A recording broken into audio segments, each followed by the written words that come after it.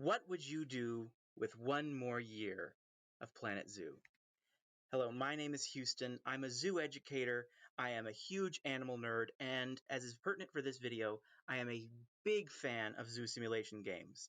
In particular, in the past few years, I have fallen in love, as has the world, with Planet Zoo. It is, to me, my favorite computer game that I have played in a very long time, certainly since Zoo Tycoon 2, and probably even including Zoo Tycoon 2, if I'm honest with myself, and look past the nostalgia. This is a very quality game, and so it is very sad for me, as it is for the rest of the Planet Zoo community, to think that Planet Zoo DLC and support will be officially ending very, very soon. I have seen many videos of people listing off wish list animals that they would love to see added to the game to flesh out the animal roster. And so I've decided that even though I don't have much of an uh, audience on this platform, I would love to create a video like that where I list what I would like to see added to Planet Zoo. If nothing more than for a journal entry, a time capsule for myself to remember this time that we're in and thinking about this wonderful community that we have had throughout Planet Zoo's run. Um, People who join the game from here out will not have the same experience that we have had, eagerly anticipating each new DLC and speculating as to what could come next. So, in honor of what may be the end of Planet Zoo support for at least for PC, I have made this slideshow here. What would you do with one more year of Planet Zoo? So, a lot of people making videos like this have created lists and lists and lists and lists of all these different animals they would love to see added. And obviously, we cannot accommodate every single animal. I love animals. I work in the zoo field in real life. I would love to see every animal I've ever loved added to Planet Zoo. That's not going to happen. So I've limited myself to 1 year, just 1 year, 4 DLCs to see what I would do if I was given full control. What 4 DLCs do I think could change and really flesh out the Planet Zoo roster in ways that might be new, might seem a little bit different to some people. So, without any further ado, let me introduce you to what would be my spring pack, the Avian Exhibit Animal Pack.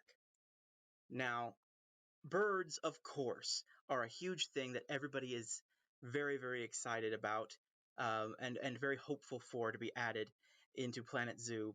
They have been for a long time a severely underrepresented taxon in the game because we've been limited to essentially ground-dwelling birds. We have flamingos, peacocks, penguins, ostriches, and other ratites. But flighted birds have been so heavily requested, and with the addition of the walkthrough exhibit, the capability, I believe, is there for a lot of very cool birds. Now, you see it says Exhibit Animal Pack. That is something you'll see throughout my video here. An Exhibit Animal Pack is something I've created here. It flips the old idea of an animal pack on its head, whereas previously an animal pack meant 7 habitat species and 1 exhibit box species. An exhibit animal pack will mean 7 exhibit animals and 1 habitat species. You still get new habitat species every pack, as I think you would have to make them marketable. But having exhibit-themed animal packs allows for a great diversity of new exhibit animals, and for Frontier to really show off some beautiful artwork without maybe necessarily needing as much of the coding and animations that it would require to build a ton of new habitat animals. So, starting this pack off, what I have is the Scarlet Macaw. Of course, we want a macaw. If we're going to get a macaw, I would anticipate the Scarlet. Now, you could easily replace this with the blue and gold, the hyacinth, the military, whatever you desire, really. I put Scarlet Macaw here because I think that's the most likely option, but I would be very happy with any macaw. Or, alternately, you could do the butterfly thing and give us a ton of, different species of macaw that all operate the same way and can share space together. They would work very well under that principle as well. Coming up next, the rainbow lorikeet. Rainbow lorikeet is another parrot. This is the second and only parrot in this pack, but I think it deserves the representation. This is a Australasian, Oceanian parrot, very, very popular in zoos, particularly in walkthrough habitats, where in real life, guests are often allowed to feed the lorikeets. Now, do I think that that's a capability of Planet Zoo? I do not. I'm not anticipating that if lorikeets were to be added, we would get guest feeding opportunities there. But I think they would make a fantastic walkthrough exhibit animal, particularly for an Australia section. Speaking of fantastic walkthrough aviary birds, what better way to round out the South America of this pack than with the scarlet ibis? I cannot really think of. I've been to a lot of zoos. I don't think I can think of a single walkthrough aviary I've been in that did not have scarlet ibis, unless it was like regionally restricted, like it was an Asian aviary, something like that. If it was a Birds of the World walkthrough aviary, it had scarlet ibis in it. And so I think any walkthrough aviary pack would need a scarlet ibis for sure. Going back to Australia for a second, I have a beautiful sit and wait or ambush predator that I think works perfectly for the exhibit animal model, the laughing kookaburra. Kookaburras don't move much a lot of the day. They spend sitting in one space and then they'll go sit in a different space. And that's exactly how exhibit animals in Planet Zoo have always worked. They sit still and then you look away from them for a little while and they're sitting still somewhere else. So a kookaburra would be a fantastic exhibit animal. Plus, I would really, really love to hear that laughing kookaburra call throughout my zoos. If I think of animal noises that are synonymous to zoos for me, it's laughing kookaburra and the siamang all day long. Moving on to Africa, my African representation here is the violaceous turako. Now, I think any turako would be very welcomed in an avian exhibit animal pack, but I've chosen the violaceous just because it's a favorite of mine. I love the colors, the very striking red and orange and yellow on the head with this bluish, purplish, blackish shading all down the body. A turako is a standard in any bird section of a zoo. And to get a little bit of African representation in this pack, I thought, what better than a turako? You can see that I've gone for sort of a birds of the world. We've got 2 from South America, 2 from Australia. The rest of these are going to round out some of the other continents. So for Europe, I have the European bee eater. This is a fantastic aviary species. I have not seen it in person myself, but I have seen videos of feedings that are being done with the European bee eaters in various zoos around the world. They're a very active species, so these could fly around very much like the bats do and spend a lot of time in the air circling each other, flocking. Whereas some of these other animals, like the macaw and the ibis and the kookaburra, might spend a whole lot more time sitting still. So this one might maybe add a little bit more action, a little bit more activity to a walkthrough aviary. Finally, our last exhibit animal of this exhibit animal pack, I went to Asia. And Asia has a ton of beautiful representative birds. It is very hard to narrow down an Asian bird for this pack, but perhaps one of the most ubiquitous walkthrough aviary birds out there is the Nicobar pigeon. I think having a Nicobar in our Planet Zoo would make it feel like this was designed for and by zoo lovers, because I just think that they make a fantastic zoo animal, and they're very striking. And they maybe serve as a good reminder to people that pigeons aren't all just those pigeons which we see out on the streets. They can be beautiful, stunning birds. A good potential second option for this place would be the Victoria crowned pigeon. Although, personally, I feel if we were to get the Victoria crowned pigeon officially in game, it might serve us better as a habitat animal itself. Speaking of habitat animals, picking a habitat animal for this pack, also difficult. Lots of habitat birds that I would love to see. But leaning into the community here a little bit, of course, I was going to go with this secretary bird. This is probably the most requested bird in the Planet Zoo community, and it's for very good reason. This is a very unique looking bird. It is a strikingly beautiful bird, and it's got a wonderful place in the African savanna that you could potentially fill out some of those uh, African areas with more than just your standard hoofstock. So that's my avian exhibit animal pack. As I said, this would be our spring pack. Spring bursting with color, color from around the world. Um, this could be a fantastic spring pack in this fictional uh, final year of Planet Zoo. But moving on to our summer pack. Our summer pack follows the same model as before. This is another exhibit animal pack.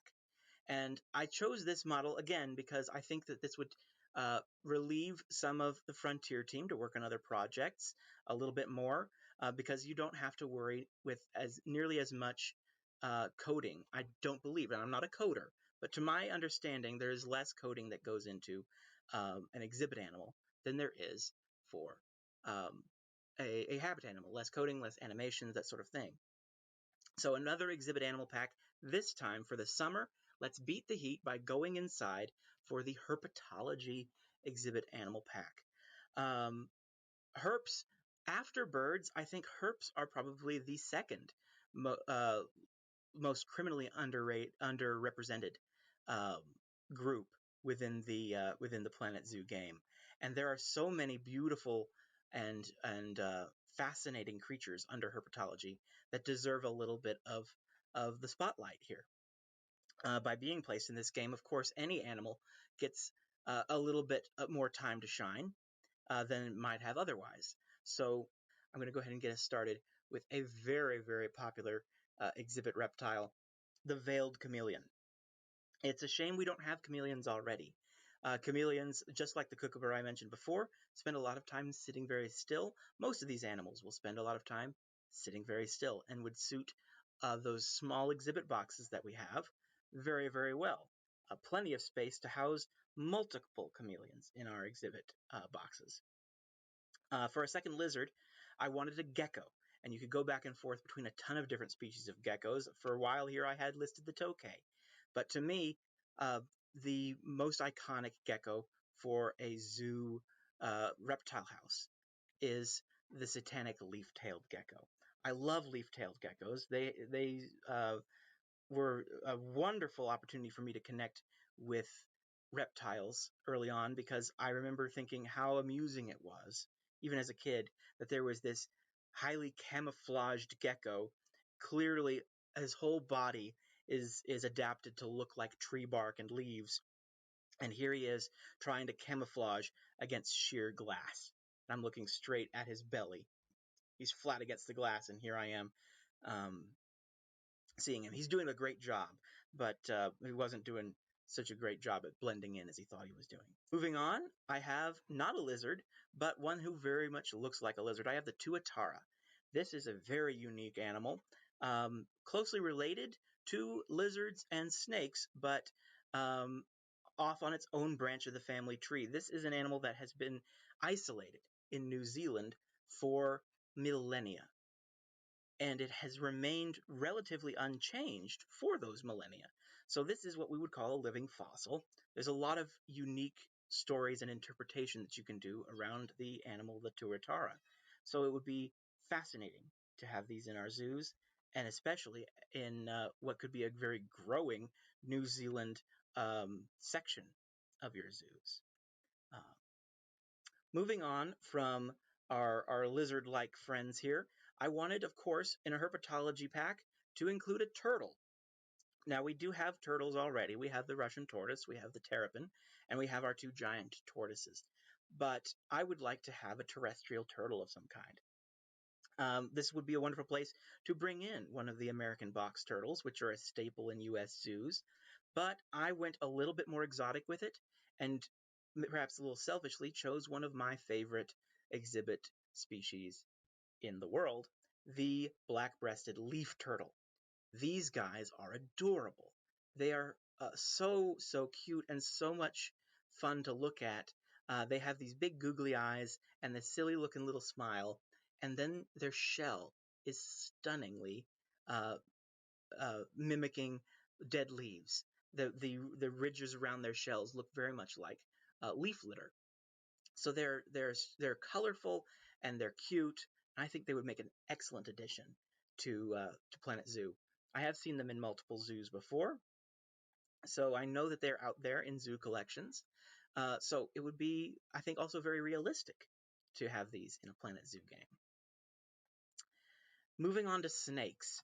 This will be a pack for snake lovers for sure because it brings in 3 snakes that everyone loves. And everyone would love to have in the game, I am certain of it. Number 1 is a snake that I'm surprised wasn't in the base game. It is the emerald tree boa. If there's a snake that works super well for the exhibit animal um, mechanics of sitting still and not doing very much of anything, it's this one.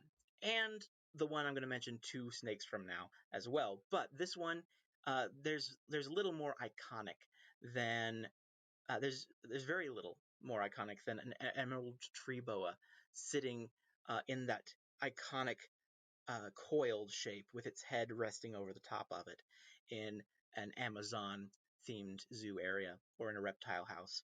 I think the tree boa makes excellent sense to have in the game. You could make the argument to replace this with the green tree python from Southeast Asia. But I think that this pack here would be remiss without having any representation for South America, and this would be our only representation for South America in this pack. So, nice little emerald tree boa for you here. The second snake is a very popular one from Africa. We're going venomous with these 2 snakes. We have the black mamba.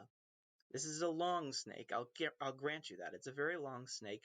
But if you take a moment to look at the exhibit boxes, which we have in-game, I think you'll find that it is more than large enough to house a mamba.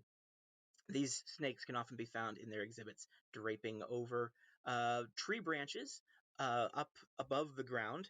So I can picture a world where you find these things, up using the vertical space of the habitat, whereas very few of our current snakes will do that. The anaconda and the boa certainly do that, but the black mamba would be an interesting one because it would be in the arid sort of insert of the exhibit box. So it would probably need a specialized arid exhibit insert with some sort of a dead tree or perching in it, which would be interesting.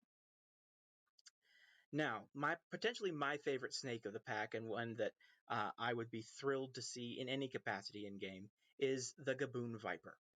Again, like I mentioned with the emerald tree boa, this is one that does not move very much, and it would sit there and simply lie on the ground for long periods of time.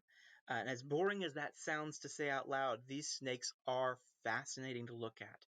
The intricate coloration and patterning all over these snakes' bodies is something that I would love to see Frontier tackle, and I think they would be wonderful to have in game.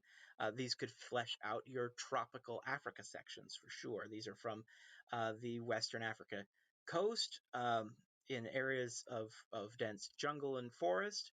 So you would certainly flesh out a beautiful tropical Africa section with a Gaboon Viper. Some of the largest venom glands of any snake in the world, if not the largest venom sacs of a snake in the world. So some very cool facts to share about Gaboon Vipers as well. Now, for my habitat species, we have quite a few habitat reptiles. I will grant you this. And we have quite a few habitat crocodilians in particular. But a herpetology pack representing all these different groups of reptilia would be remiss if we left out crocodilians. And what crocodilian do we need? Sure, we have lots of them, but there's one that I would really love to have. It's the Nile crocodile. Having a Nile crocodile in game would allow us to flesh out those Africa sections, just like I mentioned with the secretary bird. Flesh out some of those Africa sections that are largely hoofstock and have something a little bit unique and more interesting in there. I picture building an Africa section that has a river flowing through it and a bridge over it with a hidden barrier underneath, and you've got hippos to your left and crocodiles off to your right, which appear to be sharing the same water space. I think it could be fascinating and very immersive to utilize that Nile crocodile in strategic ways. So that's my summer pack. Cool off, like I said, jump into the reptile house.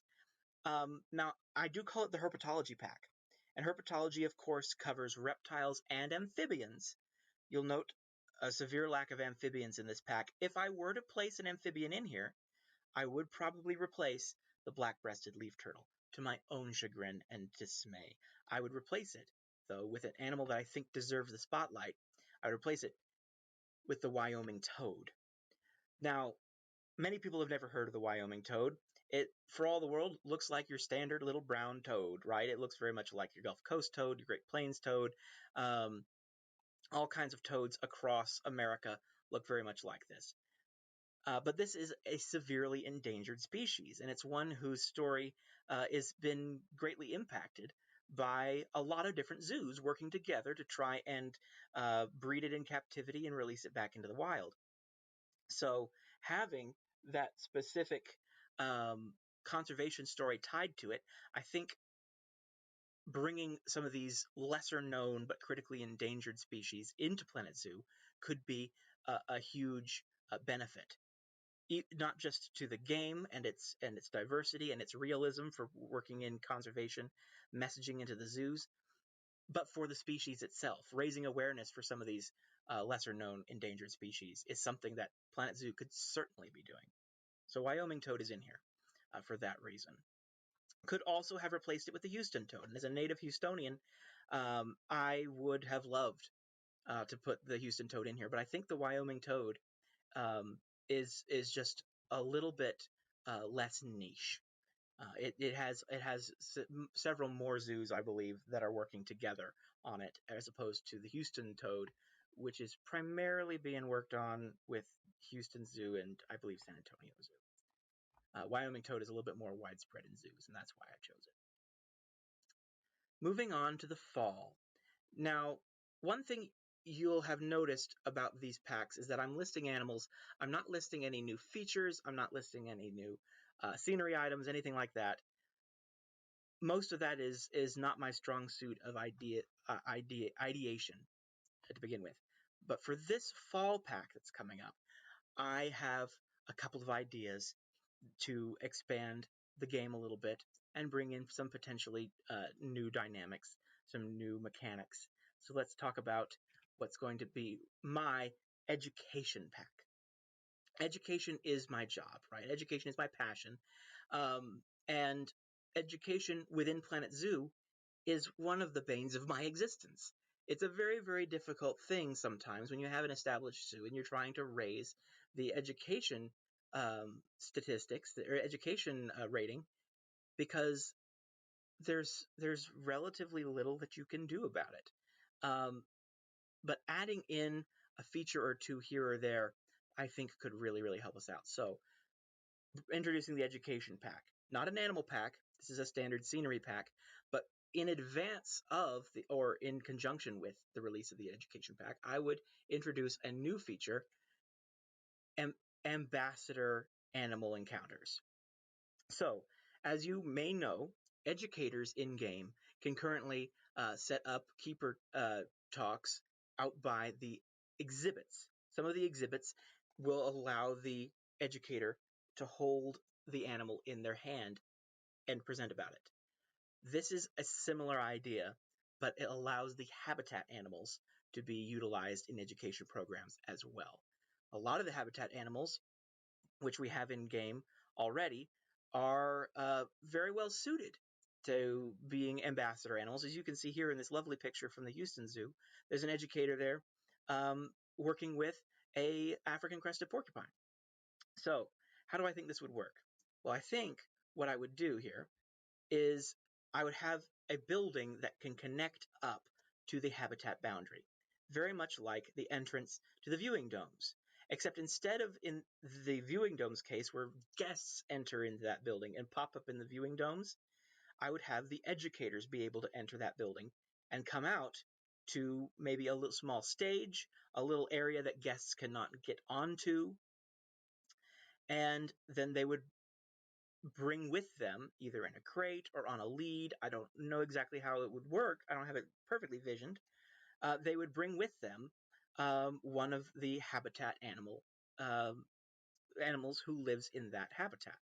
Um, like I say, and then they could do a little demonstration. They could share some information about those animals. They could potentially run the habitat animal through a couple of its animations in a form of, training demonstration.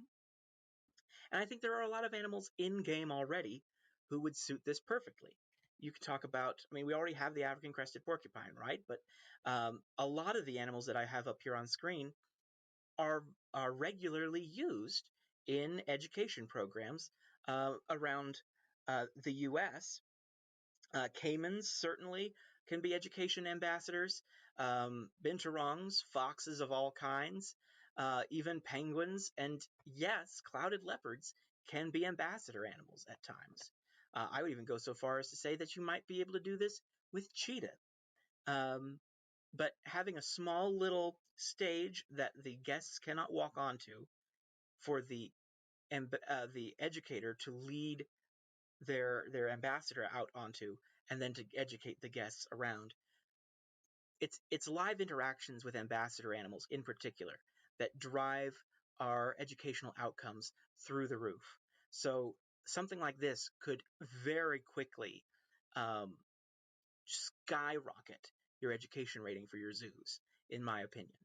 So this being the new feature that is coming out along with the education pack, what do I think the animals could be who come out in the education pack? Well, starting off with number one, it's a very highly requested animal for a lot of reasons.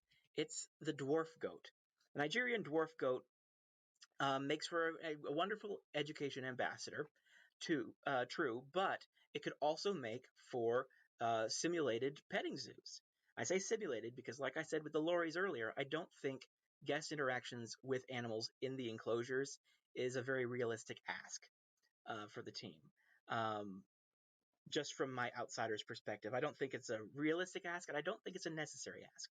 You can certainly build a simulated petting zoo without guests actually needing to be able to bend over and pet the goat, right? So a goat would make an excellent addition to this education pack. Plus, I'm thinking this pack could be fall themed as well. It's coming out in the fall. It's back to school. Think of a plain pumpkin enrichment, one that doesn't have blood in it, that all animals, herbivores, can enjoy and smash. Maybe there's a large version of that too for elephants. Um, think uh, dry leaves enrichment. All sorts of things could come out of this game, out of this pack. Second up, I have the Virginia possum. Yes, we have a lot of small mammals from North America that could work as ambassador animals, but Virginia possums are not in the game, and I think make an excellent ambassador species for a number of reasons. So, Virginia possum is second up on this list. Sticking with North America, for our third animal of the education pack, I have the bobcat. Yes, we have a lot of cats. We have a lot of small cats. We even have a lynx, which is a very, very close relative in the same genus as the bobcat.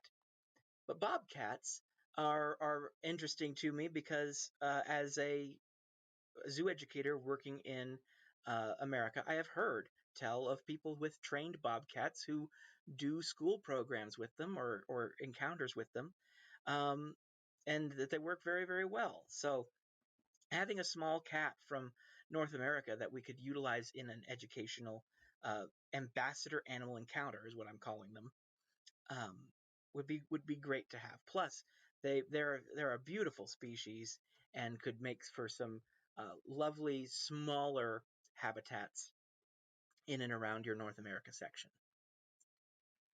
Moving away from North America for one of these, I have the southern tamandua. This is where we get the tamandua. A lot of people have been asking for the tamandua, I've seen.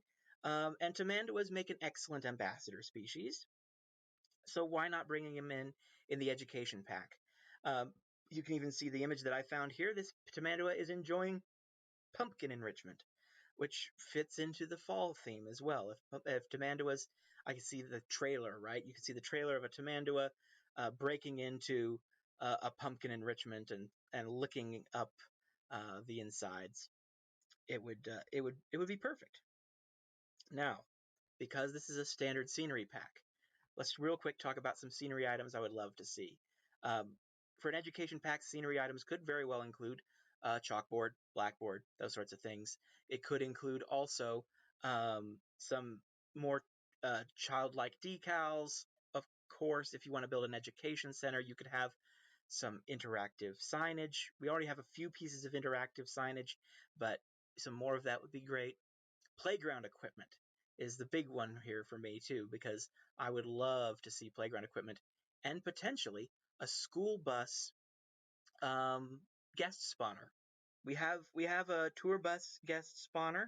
We have a couple of vehicle guest spawners, but a school bus, standard American school bus, is one of the places where the most guests spawn out of, quote unquote, in real life. So some of those would be brilliant things to be adding in. Now for my, I'm building up to this because I'm very excited about it. For my ambassador exhibit animal, you could pick any number of reptiles or amphibians for this. You could even pick any number of inverts for this.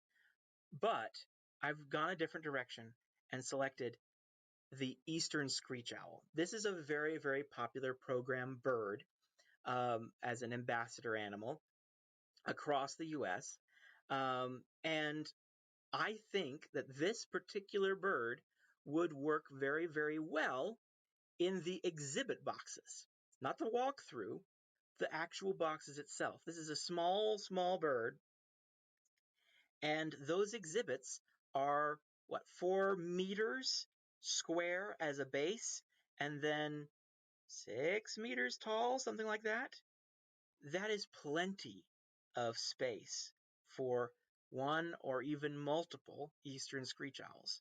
And this would be an animal that your educators could do your education talks right next to there and be talking to guests out in the zoo with their eastern screech owl on their finger. I think that this is fantastic. I would love to have an owl, any owl in the game, and to bring it in with the education pack as an ambassador species and as a standard exhibit animal. Yes, it bucks the curve a little bit, and it does away with a little bit of tradition for those exhibit boxes. You would have to create a new exhibit box insert for them, more than likely. But think of how fascinating it would be to have owls finally placeable in Planet Zoo. I think this is the way, by the way, that we would get any bird of prey, because they're not going in the walkthrough.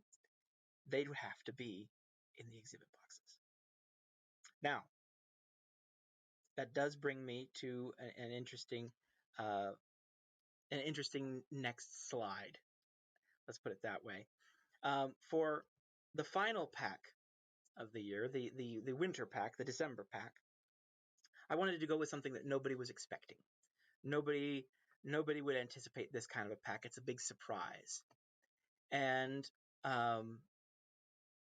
so as part of before the release of this pack, or with the release of this pack, I'm introducing another new mechanic, or actually just a new building that is not as detailed and intense as the education stuff I was talking about before. This is I think, a very simple add and a very simple ask to bring into the game. Take a look at this picture. This is a picture of 2 of our exhibit boxes sitting next to each other. That is an exceptional amount of space. That is 4 meters by 8 meters by another 6 meters, right? This is a big space. If you had a large exhibit building, just like we have large quarantine, large keeper hut, large what else we have large versions of? Large staff room, all of those things.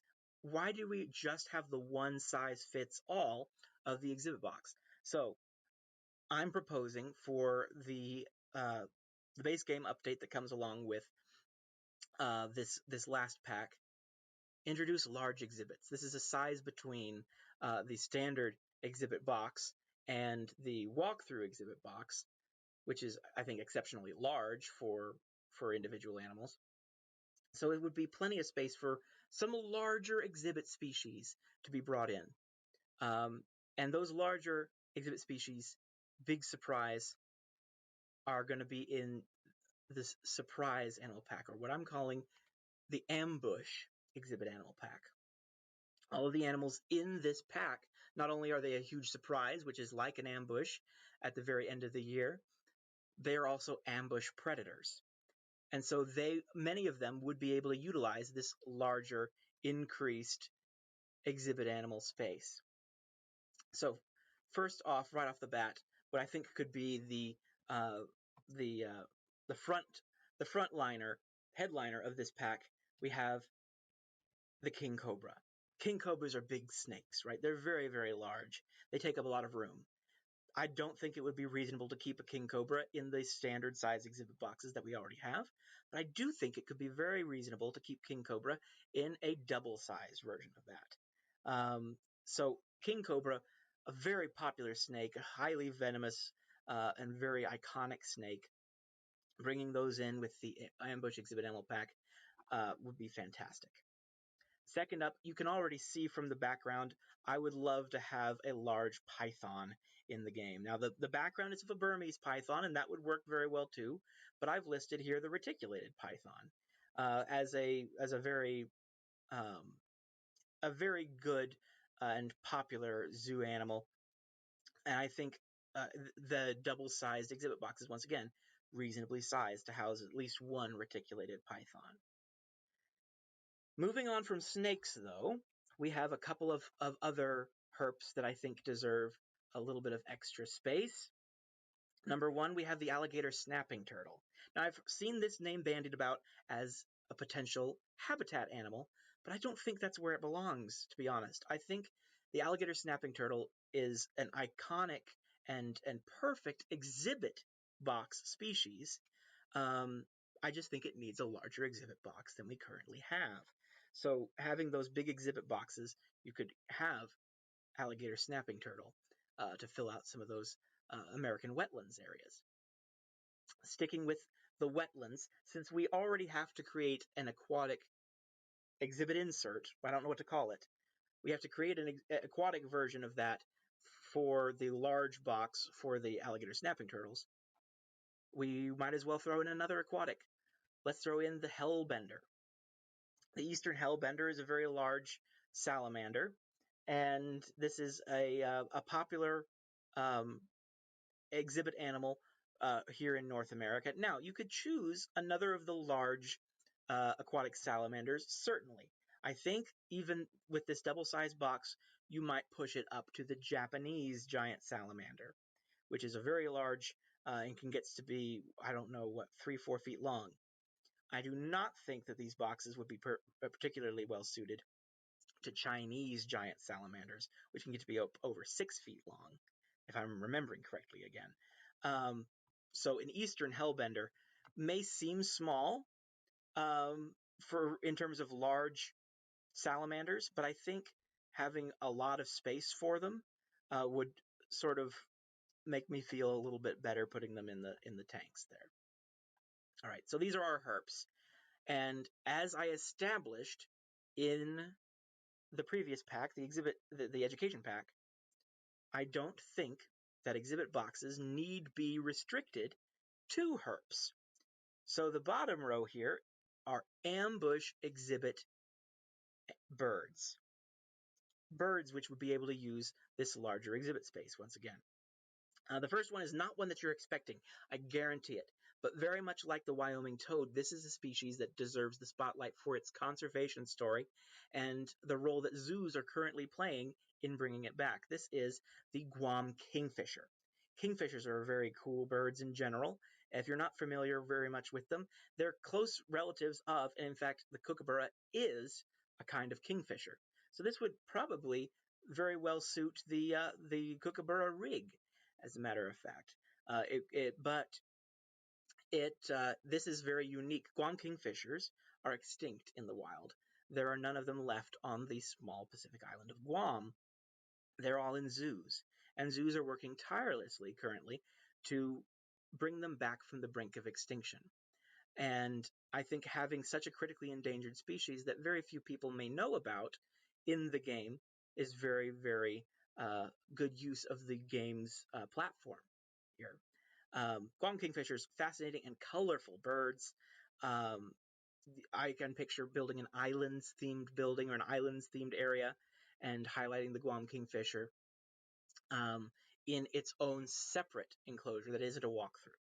Because with a lot of these threatened animals, putting them in a walkthrough with a bunch of guests is maybe not the best way to go about things. So Guam kingfisher's there. Moving on. This is going to seem redundant because I just gave you one in the last pack, but I give you an owl. I give you the barn owl. I went back and forth so many times on which larger owl I was going to include once I had a larger exhibit box. Um, I put in the great horned, which is my favorite. I put in the Eurasian eagle owl, which is a very popular one and would provide some Eurasian representation. But when it came down to it, the barn owl is one of, if not the most globally widespread bird species in the world.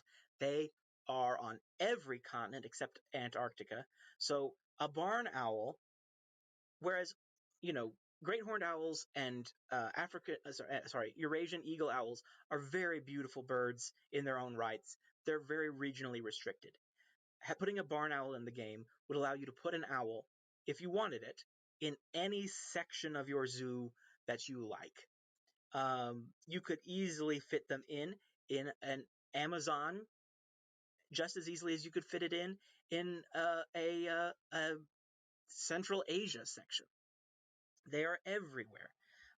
So the barn owl, of course, deserves its place in this game. Now, speaking of widespread birds of prey, um, I wanted to have a non-owl bird of prey here for you. And while eagles are very, very popular birds of prey, they're also very, very big.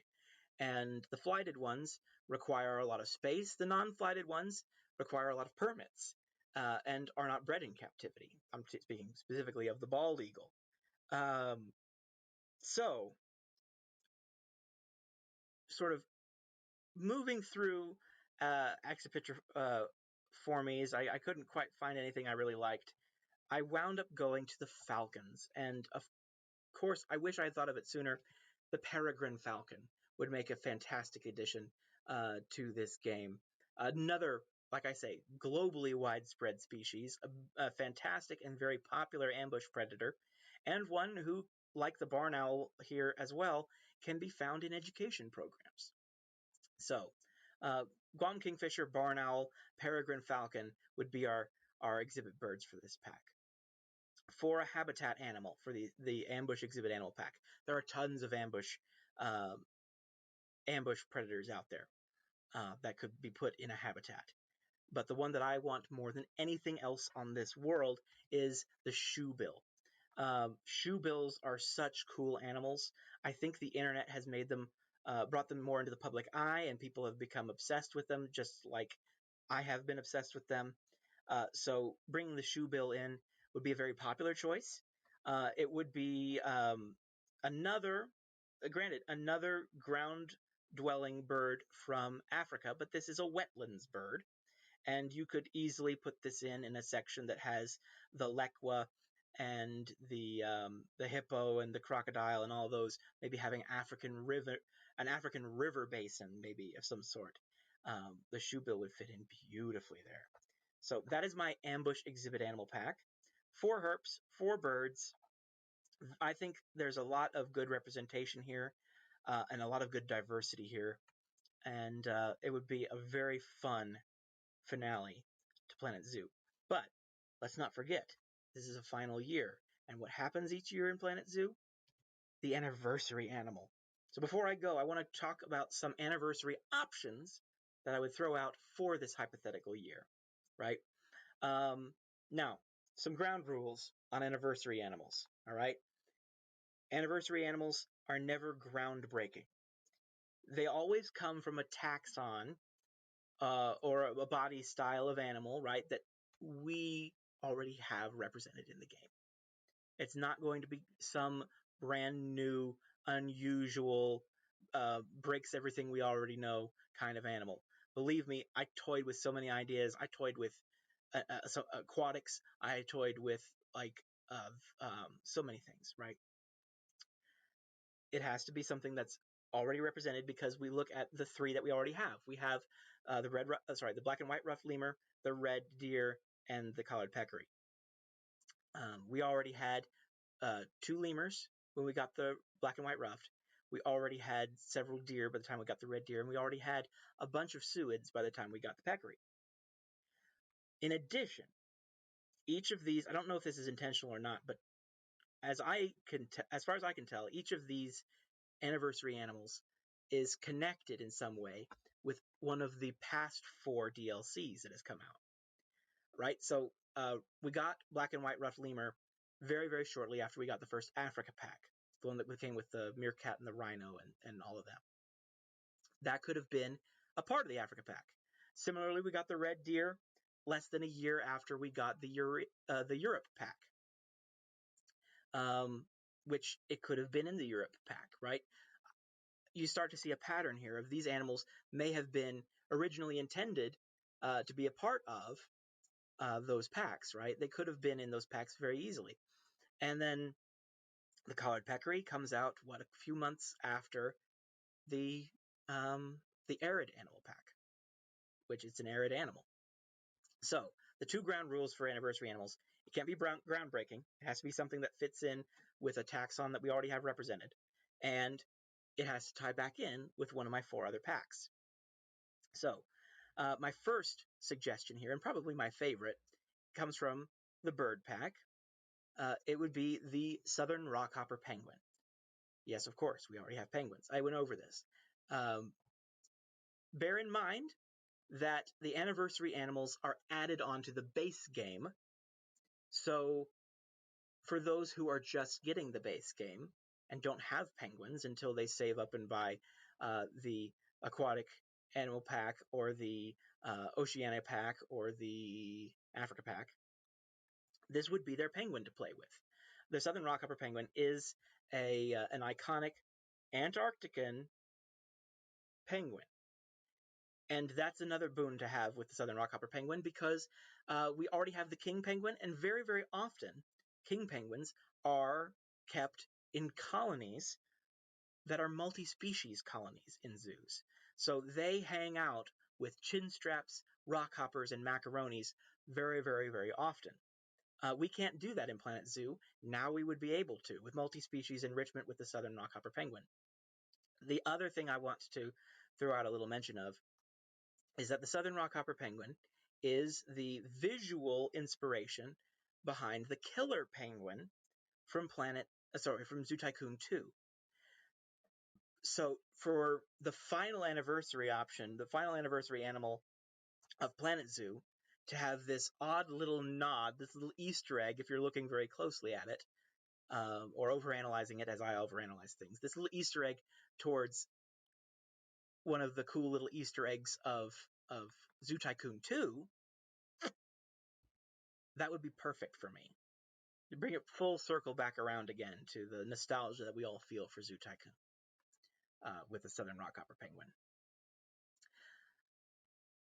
For the herpetology pack, one of the ground rules I didn't lay out before, by the way, is that anniversary animals are also all habitat animals. We've never had an exhibit anniversary animal, and I'm not starting it here. So for a habitat herpetology option, I racked my brain and finally came up with one that I think is a very good idea, the Argentine black and white tegu. These can be ambassador animals, and they have a very powerful conservation message behind them as well, because they are becoming more and more invasive here in North America. So they've been introduced in Florida, and they are thriving down there. So a conservation message, an animal that could be used as an ambassador species, and a unique exhibit lizard. In a world where we already have a couple of exhibit lizards, this one would likely very well work on those rigs, but it's still a little bit unique in its own way. It's not quite a monitor in the same way. So, yeah, it's represented by previous iterations. It's something that you wouldn't have to reinvent the wheel for this, but I think it would be valuable to have in game as well. Plus, of all of our large lizards in habitats, our monitors, we don't have one from South America. Now we do. Here we go. South American lizard right here. For the education pack, there are a ton of ambassador animals that I'd love to see in game for sure. But for this particular pick, I went with the Sulcata tortoise. Yes, we already have tortoises. We have the two giant tortoises. We have the two largest species of tortoise in the world. Here's the third. The difference between Aldabra and Galapagos and Sulcata is that the Sulcata tortoise is a mainland tortoise. This is a tortoise that you can find on the African mainland and in the African grasslands. Quite often, sulcatas can be housed multi-species with your African grassland hoofstock. So whether you want to have a small sulcata enclosure that's all its own and have your special ambassador animal chats outside of that specifically sulcata enclosure, or whether you want to try multi-species them with your addax or with your gazelles or something like that, you've got options. You can be very, very creative with a sulcata added into the game. And finally, for the ambush animal pack, what option would I throw out there for the anniversary animal? I would throw out the Pallas cat. Yes, again, we have lots of cats. Pallas cats are very unique cats and very popular. I believe on the meta wish list, they're fairly high from the Himalayas. So this would be a wonderful Central Asian addition to the game, and a mammal in a sea of non-mammals this year. So I think it would be pretty popular there. And we've never had an anniversary carnivore either, so it could be filling out this this anniversary roster a little bit. However, there's another one that I was thinking of as just before I started recording that might be even more popular in my brain, which is the wonderful ambush predator and the great conservation story, the whooping crane. Whooping cranes are very, very endangered, and they're a very well-known endangered crane here in North America. We have a lot of birds, tall exhibit birds from around the world now. We have them from Africa and Asia and Oceania and Antarctica. Even South America, if you count the king penguin as being from South America, which they kind of can be. We don't have an exhibit bird, a habitat bird from North America. So there you go with the whooping crane. That would be another wonderful addition to your wetlands area, and it is one which is already represented in game by the red crown crane before it. So all of these would be fantastic options for the anniversary option. If I had to narrow it down to my favorite one, I think I still would pick the Southern Rockhopper penguin. Let the base game players play with a penguin for a little bit. Give them something to let swim around, and plus that little nod again to the killer penguin would be very, very popular with me.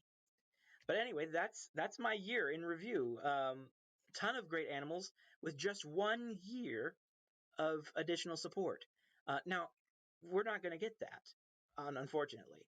But if I had all the power in the world, this is what I would do with it. You may debate me in the comments and let me know that why would it be worth having a full year of mostly just exhibit species? Because a lot of you are here for the building aspect of Planet Zoo.